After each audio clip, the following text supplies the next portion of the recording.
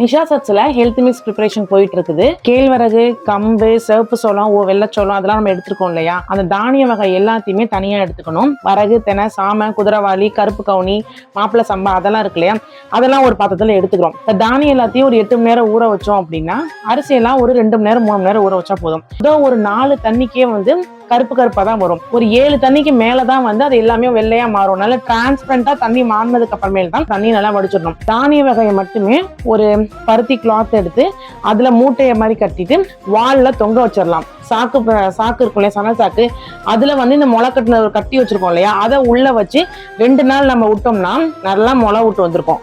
அதை அதுக்கப்புறமேல் வெயில்ல காய வச்சு அதுக்கப்புறமேல் வறுத்து அப்படிதான் நம்ம ஹெல்த் மிக்ஸ் ரெடி பண்ணணும். இது வீட்லயே முடிஞ்சவங்க செஞ்சுக்கோங்க. முடியாதவங்க நம்ம நிஷா சட்ஸ்ல ஹெல்த் மிக்ஸ் ரெடியா இருக்குது, கான்டாக்ட் பண்ணி வாங்கிக்கோங்க. நிஷா சட்ஸ் கான்டாக்ட் நம்பர் 6381914284.